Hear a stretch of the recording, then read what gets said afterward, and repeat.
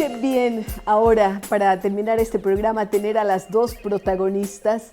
Me refiero a Pepe Carrión y a Águeda Pallares, que están con nosotros en este momento para concluir con algunos temas relevantes respecto a la vida, a la obra de Benjamín Carrión. Águeda, estuvimos hablando en el segmento anterior sobre la importancia de Benjamín Carrión para el país, pero también sobre la importancia de Benjamín Carrión para sus nietos y para ti, que has sido la primera nieta, ¿verdad? O sea, soy la primera nieta mujer. Mujer. Hija de mi mamá. Sí. Porque el primer nieto es Diego Carrión, claro, hijo de mi tío Jaime. Sí, pero yo fui su primera nieta. Y él esperaba con entusiasmo esa nieta. Sí, sí. Yo así me han dicho. Sí, sí, y fue un abuelo mimador también, sí, ¿no? Como nos cuenta, como padre también lo era. Sí, yo también tuve una relación muy estrecha con mi abuelo y con mi abuela, con los dos, porque eran una pareja excepcional. Excepcional, sí, porque sí, yo les llamaba Mincito, porque se llama Benjamín.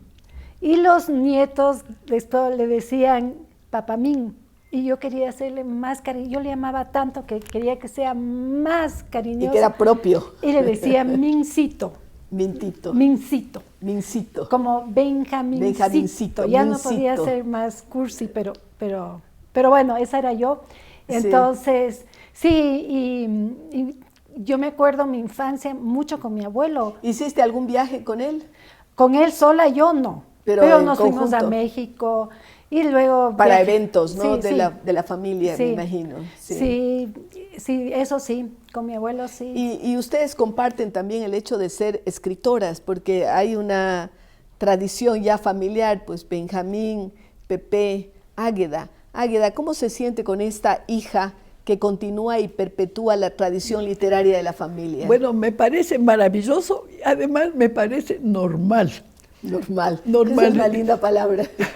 Entonces, nada extraño, ¿no? No, nada extraño. Era lo que yo esperaba de ella. ¿Y la incitaba a escribir? No. De alguna forma, bueno, le regalaba libros, me imagino. Sí, eso sí. Incitaba Bueno, la lectura. libros nunca le han faltado. Claro, y están rodeados por todo lado, ¿no? Por todo lado. Entonces, esos sí, libros ha tenido por todo lado y él ha sido una gran lectora. No ha sido una gran alumna. Porque no quiso seguir estudiando, ya lo sé, ya lo conversamos con ella, ¿no? Pero al menos hizo algunas cosas, aprendió mecanografía, aprendió cosas que puedan haber sido útiles en su tarea de escritora, ¿cierto? Águeda, ¿cuál es la obra favorita de Benjamín Carrión? Para mí, ti? Atahualpa. Atahualpa. Atahualpa sí. ¿Por qué? Porque es una obra, primero porque cuando la lees siendo joven, te sumerges en te enamoras mundo, del personaje. Te enamoras del personaje y de todo lo que pasaba y estás dentro de una épica, de una conquista y de un rey tan soberbio, tan así, que no te puedes... Que era el soberano de todo el Tahuantinsuyo. Eso me impresionó mucho. Y la forma como trata literariamente. Bueno, yo voy a tener que ir a leer Atahualpa, porque he leído otras obras de Benjamín Carrión, pero no Atahualpa, y esa es una deuda que tengo. Así es que tengo que hacerlo, porque además es un personaje fascinante, hijo de Huayna Cápac, el cuencano, porque nació en Tomebamba, porque Atahualpa es quiteño, y de Pacha, ¿no? Sí. La emperatriz, sí. Maravillosa. Entonces... ¿eso te inspiró a ti para seguir hurgando en la historia ecuatoriana? Sí, más o menos, porque cuando yo era joven, o sea, mi abuelo siempre me regaló libros. Mi abuelo me enseñó, pero me regalaba libros que me hacían que no puede estudiar nada, solamente leer, porque, por ejemplo, me regaló un tomo así de Maupassant. Ya, con todos sus... Guy de Maupassant es lo más hermoso. Fantástico. O sea, para mí, y yo después de leer subía donde mi abuelo y le decía, no puede ser, y hablábamos de Guy de Maupassant, de Bellamy, de todo eso. O sea, yo, aunque tú no lo creas, me enamoré del escritor. Decía, soy la única persona, soy loca. Pero eso pasa, claro, porque uno se pone detrás de eso. Pepe, ¿hay un peso en ser hija de su padre? Porque hay alguna gente que dice, estoy como casi aplastada por la historia, este hombre de esta dimensión colosal, continental. Bueno, el peso de Benjamín Carrión es un peso maravilloso, ¿no? Liviano, ligero, o sea, no es pesado. pero existe. Existe, sí. Porque Benjamín Carrión ya no puede salir de mi vida, pues. Además de ser mi padre, fue quien fue, y fue un ecuatoriano extraordinario. Salía el del ecuatoriano Ecuador, por antonomasia. claro, salía de este país y el Ecuador era sonado en todas partes. Donde estaba él, estaba un pedazo del Ecuador. Donde estaba él, si vino un peruano acá y dijo, pero ¿por qué en el Perú no se ha podido hacer una casa de la cultura? Y han intentado la casa del poeta peruano, alguna cosa, pero son iniciativas que no han tenido tal vez el aliento que tuvo la Casa de la Cultura y la trascendencia. Y me gustaría, Águeda, que nos cuentes tu visión de la Casa de la Cultura. ¿Se está preservando como lo pensó Benjamín Carrión? Yo creo, o sea, no lo sé exacto porque no estoy inmersa. No estás metida allí. Pero me parece que no. Me parece que cuando mi abuelo era el presidente de la Casa de la Cultura, se hacían muchos actos culturales. Y eso que era una época más difícil, claro, ¿no? pero venían del extranjero, venía el Bolshoi, ¿cómo se llamaba el otro? Bolshoi, el Berlioshka. Venían esos famosos ballets. Venían de la Unión Soviética en ese momento. Y de España, de todas partes. Yo me acuerdo, claro, ahora hay otros teatros, pero en esa época era el más importante, el Teatro Sucre. Y la Casa de la Cultura tenía un palco, mi abuelo tenía un palco ahí. En el Teatro Sucre, como presidente de la Casa de la Cultura. Y yo me sentía... Qué orgullo, ¿no? A mí me encantaba. Eras la reina. Era la reina. Yo no podía creer que estaba en un palco tan lindo, en un teatro. Me parecía a mí una belleza, ¿ya? Entonces, claro... ¿Pero crees que tal vez no tiene los vuelos que debería tener? Me parece. Y la fortaleza que debería tener la Casa de la Cultura. Me parece que sí, porque...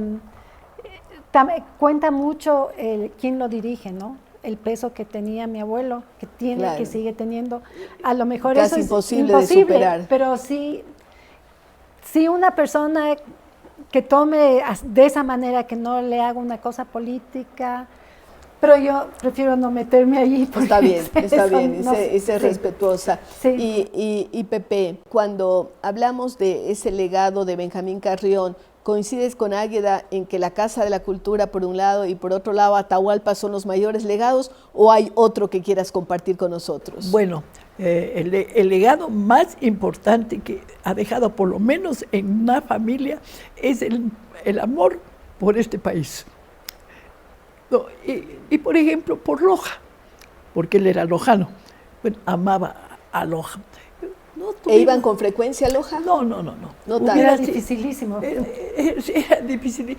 Yo me acuerdo que cuando me llevaron la primera vez a Loja, yo era una niña todavía, no hablaba ni español. La lengua materna era el francés. Claro. Claro, porque allí estudiaba y todo, claro. Claro. Entonces llegamos a Loja y lo primero que me impresionó, que yo le decía, mamá, las bestias están destrozando el jardín. Las bestias eran las vacas, los caballos, todos que estaban ahí, pues no. Claro, pero pastando. Pues sí, pero para mí estaban destrozados. Y eran las bestias. Claro. El francés, claro, allí, ¿no? Bueno, entonces mi mamá dice que el problema fue la comida.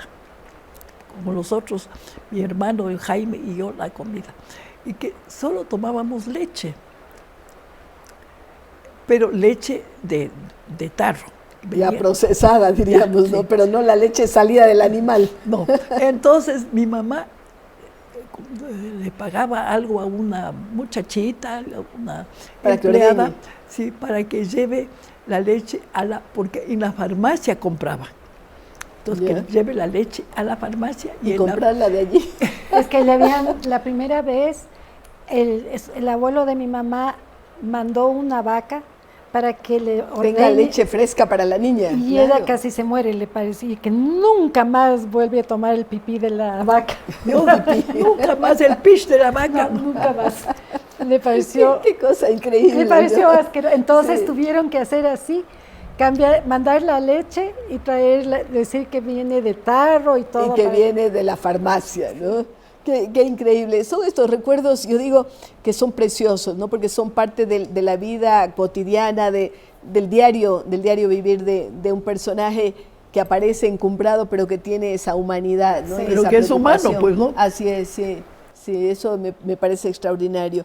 Ahora, Águeda, si bien estás fascinada por Atahualpa, estás fascinada por Maupassant, ¿qué dices sobre lo que está pasando en la literatura ecuatoriana? Tú eres una escritora. Sí. ¿Cómo sientes? A ver, primero te quiero decir que soy una escritora tardía, ¿no? Empezaste a los 55, sí, ya lo sé, ya lo sé. Pero ahora diríamos que eso es una edad mediana, no tardía.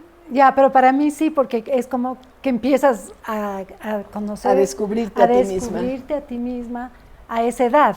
No es que yo ya había hecho estudios literarios, estudios de nada, y a los 55 años decidí escribir mi primera novela, no. El proceso fue muy extraño, fue como un llamado. Y yo de la literatura ecuatoriana me gusta mucho, por ejemplo, los antiguos. No tengo mucho contacto con los nuevos. Me encantaría, pero no tengo tiempo de leer tanto, ¿sí? Y yo quiero leer a todas, a la Mónica Ojeda, a ella sí le he leído. Pero, por ejemplo, José de la Cuadra se llama, ¿no? El que escribió ¿cómo es que se llaman? José de la Cuadra. ¿Cómo? Ay, Los Sangurimas. Los Sangurimas, Para sí, mí sí, esa sí. es una novela que me dejó... Que es, yo diría, casi como realismo mágico, ¿no? ¿No es cierto? Claro, sí, Los entonces Sangurimas. O El Éxodo de Yangana de Ángel Felicísimo Rojas, que todos es esos fantástico. libros, sí, me encantan. Sí. Pero luego me he descuidado mucho de la literatura ecuatoriana porque he tenido que estudiar tanto para ser... La vida no alcanza. La vida no alcanza. Pero te queda ese legado maravilloso del abuelo, en ese caso, y de Pepe, del padre, y de esa vida y esa tradición y esa trayectoria maravillosa que les regalaron. Quiero agradecerles muchísimo a las dos. Gracias. Por haber estado con nosotros, por habernos permitido ingresar a su casa. Y queridos amigos, hemos disfrutado de esta conversación y estamos con ustedes luego de una pausa.